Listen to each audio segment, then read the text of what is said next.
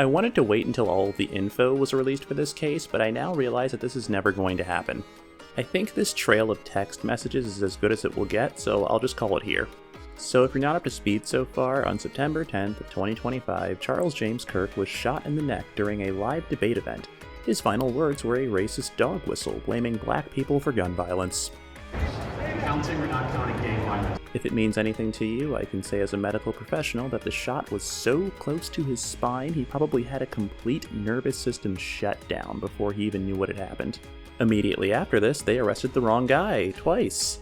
Apparently one of them shared a hobby with our sitting president, allegedly. A sensible FBI director would have waited for the facts to clear beyond a shadow of a doubt, but Kash Patel is a moron and proudly proclaimed victory twice, not realizing that he should actually do his job and, check the facts. Kind of weird for a guy who practices law to jump to conclusions. Oh, public defender in Florida. Okay, that explains it.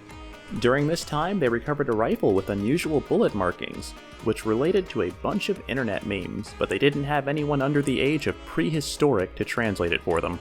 At the same time, a few different people began to explode with completely tame and cool-headed responses about gun control and building unity, and I can't even make this joke.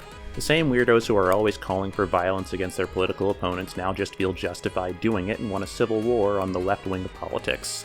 Meanwhile, the left has a mixture of the average person cheering for Charlie Kirk's death since he was a monster who said awful things up until his dying breath, and actual condolences because violence is never how you should solve your problems. September 12th, they apprehend one Tyler Robinson, and the internet is shaken that he is not a shade of brown and does not appear to be any form of woke and gay. They of course begin to make things up so they continue a modern-day holy crusade against their political opposition. 3 days of speculation results in September 16th, where Kash Patel sits before a panel explaining why he is so bad at his dream job, and Tyler has a list of text messages with his allegedly trans partner released to the public. I'll throw them up on screen, and honestly none of this makes him right or left at the end of the day. Officially, he's still unaffiliated, and having a partner who's transitioning is a pretty decent motive to murder one of the biggest white supremacist mouthpieces of our time. Don't get me wrong, murder is tragic, but I think my only big takeaway from this is how bad Patel is at his job. This should have all been kept under wraps until it was reviewed and the charges were made.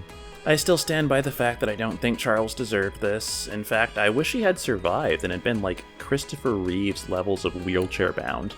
I would have loved to see him argue his points from being like a neck-down, paralyzed gun violence victim from another white guy. It would have been magical.